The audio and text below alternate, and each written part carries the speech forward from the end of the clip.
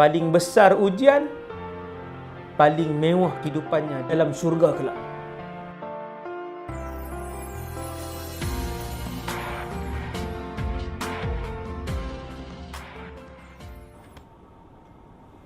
Tuan-tuan masuk perumahan orang kaya.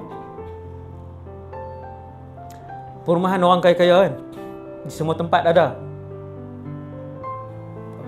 Dia rumah dia tak sampai, dia bukan sampai 500-600 buah rumah, selalunya 80 buah. Bila kita masuk kawasan-kawasan perumahan ni yang kebanyakannya semua jutawan lah dalam tu. Bila kita masuk, setiap rumah seronok tak tengok. Setiap rumah tu seronok kita tengok. Sebab setiap rumah tu berbeza. Yang ni konsep kayu, yang ni konsep atas batu, bawah kayu, yang ni konsep semua unik. Tengok satu rumah tak banyak. Tuan-tuan, puan-puan sekalian, begitulah syurga. Setiap rumah dalam syurga itu mewah dan indah. Gaji sama ke ustaz? Ni nak keluar dalam syurga ni kan ada tempat membeli belah dan sebagainya. Ada? Boleh tengok tajuk syurga ada dalam YouTube. Saya bukan promote diri saya, tuan-tuan. Tengoklah tajuk ceramah siapa pun tentang syurga. Macam mana kehidupan tuan-tuan perempuan pagi ni, tuan-tuan pegang ni. Rasa lah? Macam tu syurga. Tuan-tuan angkat cawan. Ada air ni. Bismillah. Begitulah akan berlakunya tegukan air di dalam syurga.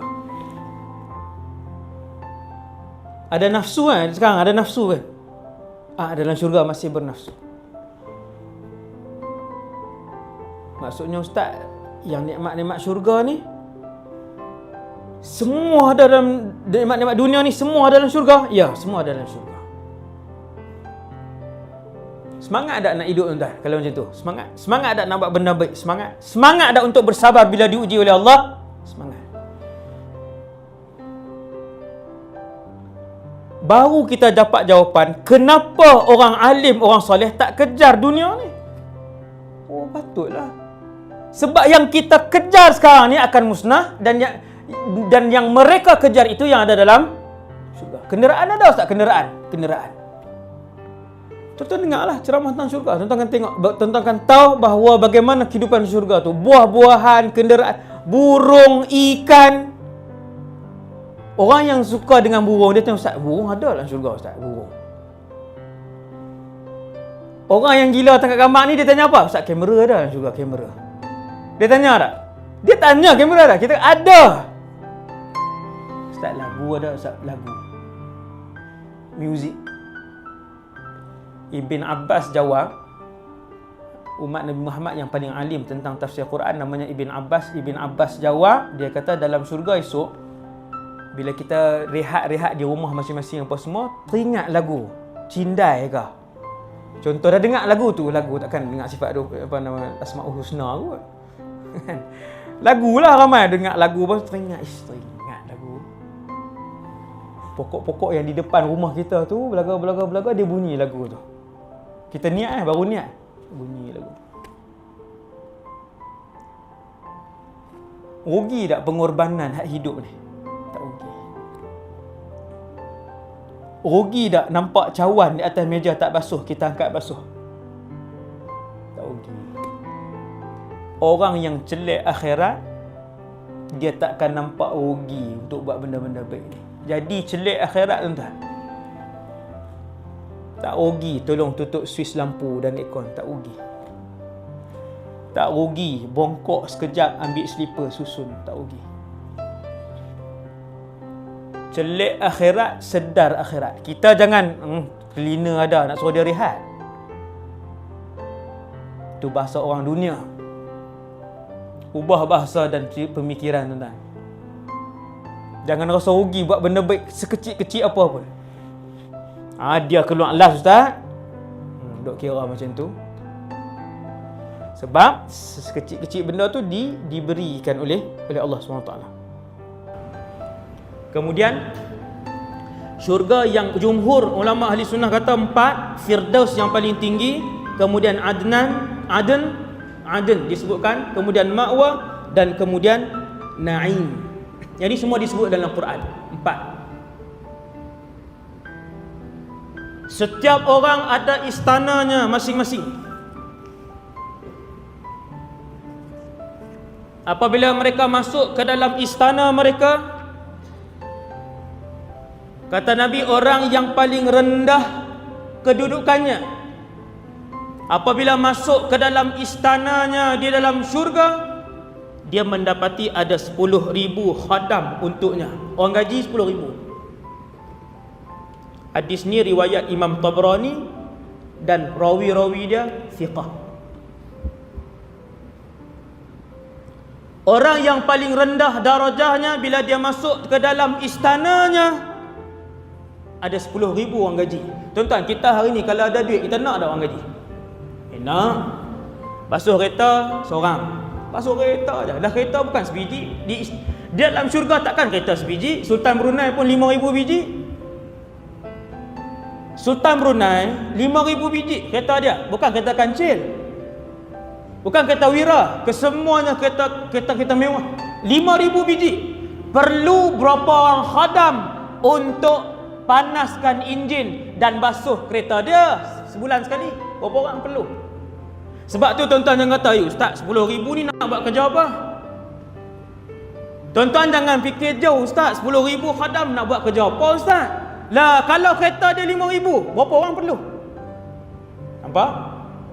Rumahnya besar, tukang masaknya ramai, tukang urutnya bertukar ganti, yang potong kuku seorang khadam. Sini je. Allahu Rabbi.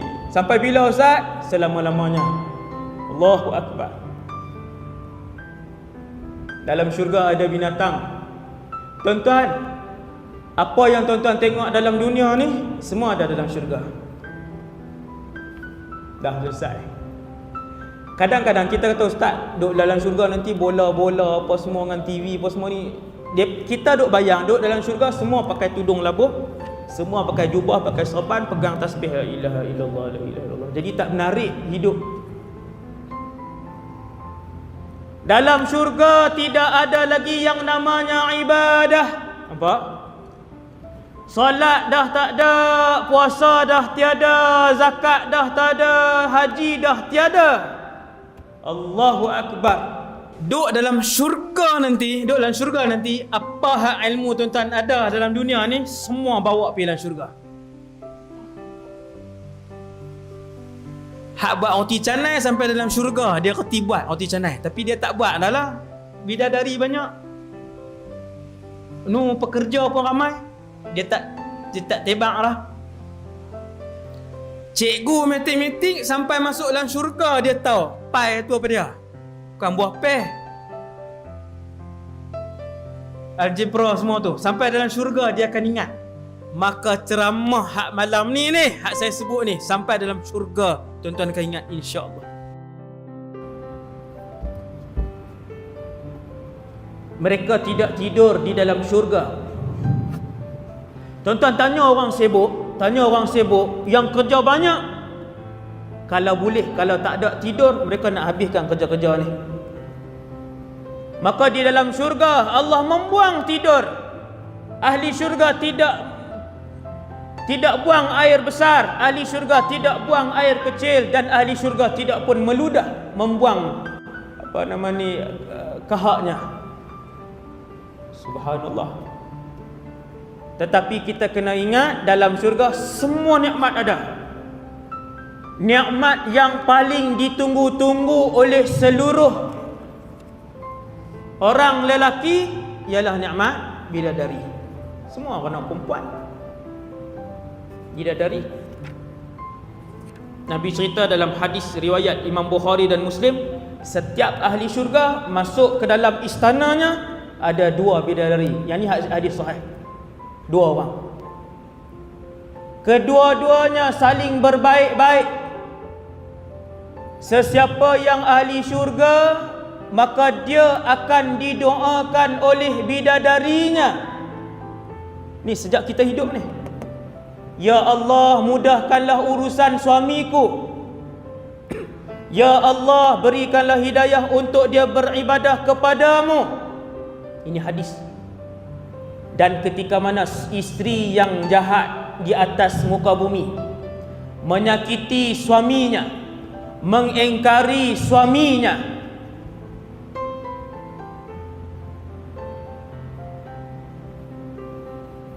berlawan dengan suaminya, kata Nabi dalam hadis yang sahih, isterinya di dalam istana sana di dalam syurga akan menjerkah isteri di atas dunia itu, wahai wanita, celakalah kamu berbuat kasar dengan suamiku. Tengok tuan, bakal isteri di sana, bakal isteri di sana dah marah dah. Yang diciptakan oleh Allah, wanita-wanita yang tidak ada ibu, yang tidak ada ayah, diciptakan oleh Allah seperti Allah menciptakan Adam alaihi salam. Kita terus umur 4. Tuan-tuan jangan rasa pelik pula, Nabi Adam tak ada mak ayah, maka bidadari kesemuanya tidak ada ibu dan ayah. Mereka manusia seperti kita, 100% manusia seperti kita, senyum seperti kita, berjalan seperti kita. Dan persamaan di antara kita dengan bidadari ialah kedua-duanya, yang suami tadi tampan, yang isteri tadi cantik, mereka hidup selama-lamanya, mereka tidak mengeluarkan peluh pun di dalam syurga.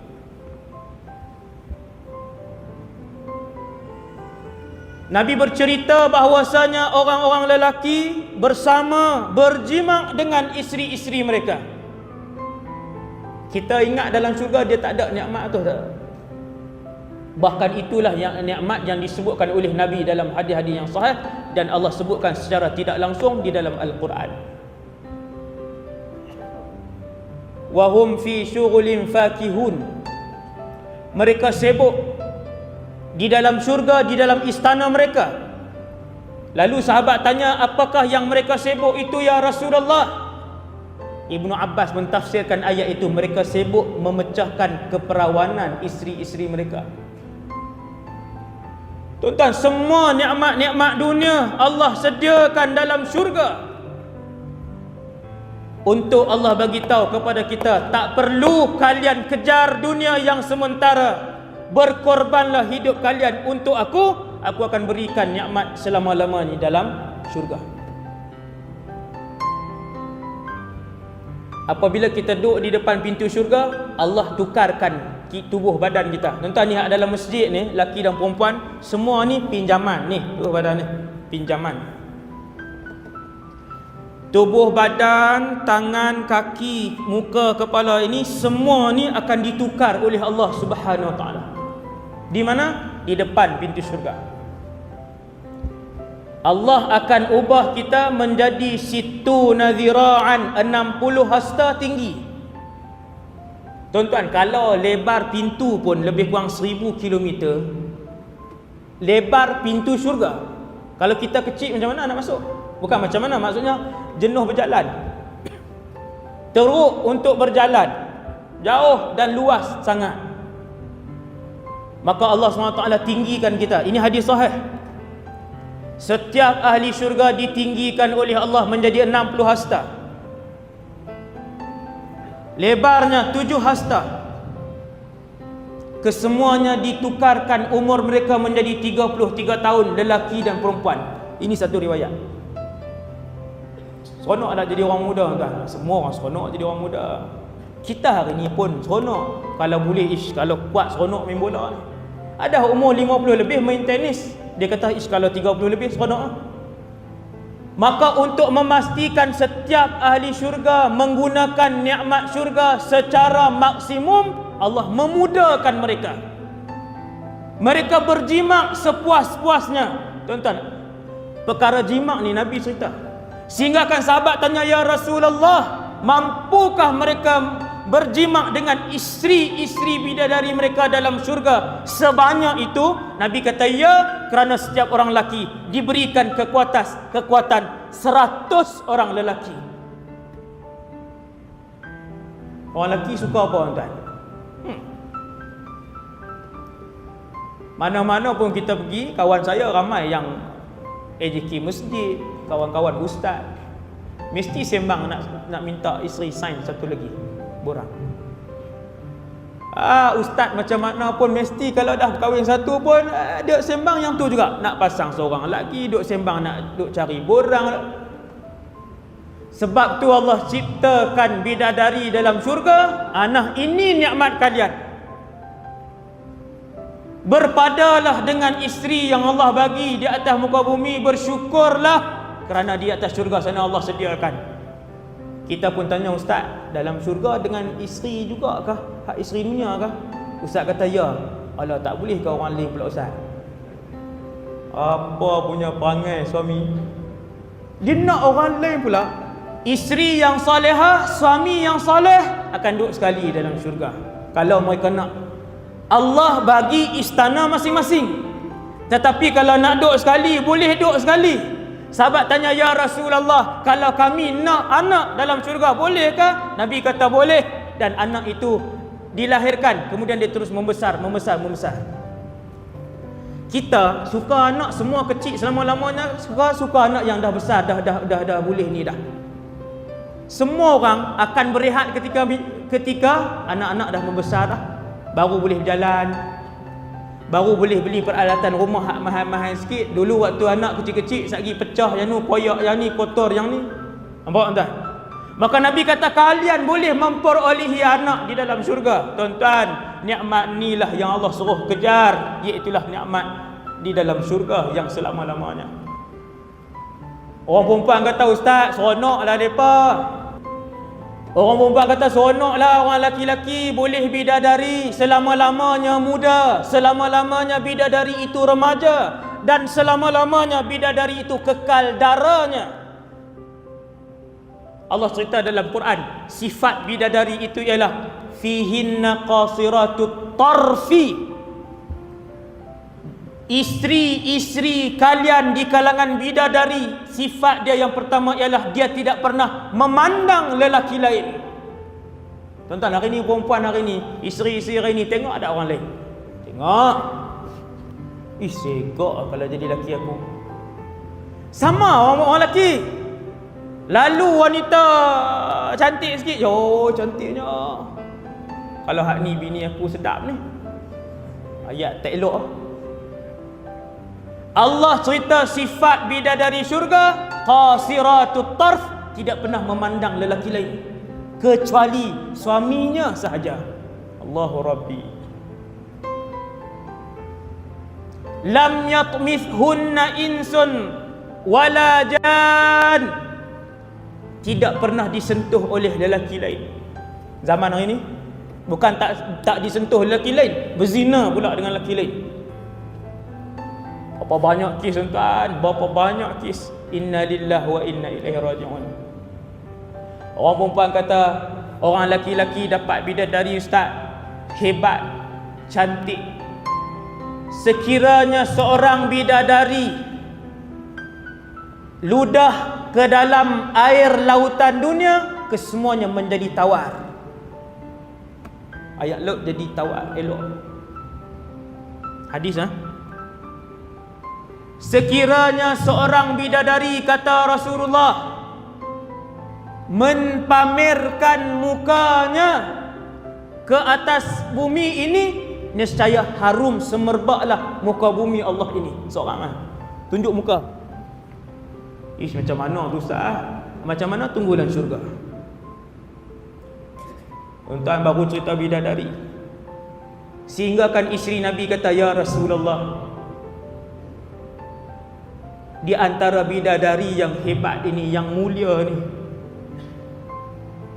buang air besar tidak, berpeluh tidak, buang air kecil tidak, keluarkan kahak tidak, tapi makan dengan kita, minum dengan kita, berjalan dengan kita, sentiasa muda. Lalu isteri Nabi tanya kepada Rasulullah, ya Rasulullah, di antara bidadari syurga dan wanita dunia yang mukminah, orang perempuan yang beriman masuk syurga, orang perempuan yang salihah yang masuk syurga. Isteri Nabi nama Ummu Habibah. ataupun Ummu Salamah, saya tak ingat dah, Ummu Habibah ataupun Ummu Salamah, dia tanya, ya Rasulullah, bidadari ataupun wanita mukminah yang lebih mulia? Tuan-tuan, apa jawab Nabi? Subhanallah. Nabi kata, bal nisaun mu'minatun afdal minal hur. Kata Nabi, bahkan wanita-wanita mukminah yang masuk syurga lebih cantik dari bidadari, lebih wangi dari bidadari, lebih mulia dari bidadari, dan lebih jelita daripada bidadari. Barulah kita suami-suami dunia ni kata, kalau macam tu tak apa ustaz, nak duduk sekali ya dan syurga. Baru tahu bahawasanya isteri kita jauh lebih cantik daripada bidadari ketika mana mereka beriman dan masuk syurga, masuk dalam syurga beserta dengan kita. Akhir sekali tuan-tuan, setelah kita tinggal dalam syurga, ada makan, ada minum, ada bersiar-siar, sama macam kehidupan dunia tuan-tuan. Ada pusat membeli belah, ada pusat membeli belah yang kita akan pergi membeli belah. Di dalam syurga ada jual beli. Cuma bezanya syurga dengan dunia, di syurga semua barang yang kita nak kita dapat. Lahum ma yasha'una inda rabbihim. Allah Ta'ala kata, aku berjanji apa saja yang mereka minta aku akan bagi dalam syurga. Saya turun airport KLIA 2. Turun jumpa satu kedai apa tuan-tuan? Swiss watch. Semua jam tangan daripada Switzerland. Paling murah berapa tuan-tuan? Taklah mahal sangat, 10,000. Tuan-tuan boleh beli tak kita? Dalam syurga ada pasaraya. Hadis sahih, kalian akan pergi berjual beli, membeli di pasar raya, dan bayaran ketika itu ialah subhanakallahum. Itu harga bayaran dia. Tuan-tuan pergi kedai jam cantik, ada 1000 jenis jam. Setiap orang tak sama, ada yang suka jam jarum, ada yang suka digital, ada yang jam tengkorak, ada yang jam buah-buah sikit, ada jam tak sama, tapi semua mahal. Ketika kita ke pasar raya di dalam syurga, kita boleh ambil mana saja jam yang kita nak, dan bayaran ketika mengambil barang itu ialah subhanakallahum, maha suci engkau ya Allah. Lalu kita pun ambil. Kita pergi beli lauk, kita pergi beli sayur, kita pergi beli barang, semua kita dapat. Subhanallah. Satu hari malaikat buat jemputan, iaitu Allah undang ke suatu tempat. Tuan-tuan, satu hari Allah undang semua ahli syurga, daripada syurga yang paling bawah sampailah syurga yang paling atas, untuk pergi ke suatu tempat yang ahli syurga kesemuanya tidak pernah sampai. Lalu kesemua ahli syurga pergi dengan kenderaan kita. Jauh kita pergi, sampailah di suatu tempat, kita pun diberikan makan, kita diberikan minum. Kita nampak Nabi itu, kita nampak Rasul ini, kita nampak itu dan ini. Bila berada di satu tempat, lalu Allah SWT pun berkata-kata, ya ibadi, wahai hamba-hambaku, adakah kalian telah redha denganku? Allah tanya, wahai hamba-hambaku, apakah kalian telah redha denganku? Kita jawab, wa ma lana la narda ya Allah. Mana mungkin kami tak redha sedangkan kamu telah memasukkan kami dalam syurga. Mana mungkin kami tidak redha sekarang ini kami sihat selama-lamanya, kami kaya selama-lamanya, kami gembira selama-lamanya, kami mulia selama-lamanya, maka kami redha ya Allah. Allah Ta'ala kata, aku nak berikan sesuatu yang lebih daripada itu. Lalu penduduk syurga tidak tahu apakah yang akan dikurniakan oleh Allah. Dalam keadaan penduduk syurga tak tahu apa yang nak dikurniakan oleh Allah, Allah Ta'ala pun berfirman kepada seluruh penduduk syurga, ya ibadi, aku telah redha kepada kalian, dan bermula dari saat ini Aku tidak lagi akan murka kepada kalian. Dan ketika itulah Allah mempamerkan wajahnya. Kita akan melihat Allah Subhanahu Wa Taala. Yang ni adalah kemuncak satu orang berada di dalam syurga, ialah ru'yatullah, melihat Allah. Apabila Allah mempamerkan zatnya, kita tak tahu kan, dengan mata kah, dengan hati kah, wallahu alam. Hanya bakal penduduk syurga yang akan melihat zat Allah. Ketika mereka melihat zat Allah, mereka pun tertunduk sujud kepada Allah Subhanahu Wa Taala. Tak boleh tanggung dah nikmat melihat zat Allah. Tuhan yang selama ni kita sembah, tuan-tuan, kita sembah, kita tak nampak apa. 40 tahun kita semayang, kita tak nampak apa. Satu hari kita akan melihat Allah Subhanahu Wa Taala, dan itu adalah kemuncak nikmat yang akan diperlihatkan oleh Allah kepada penduduk syurga. Seperti mana orang-orang beriman berkumpul di dunia pada hari Jumaat, dalam syurga juga ada waktu yang kita akan saling berkumpul dan berjumpa di antara satu sama lain. Moga-moga kita dikurniakan oleh Allah dengan nikmat berada selama-lamanya di dalam syurga.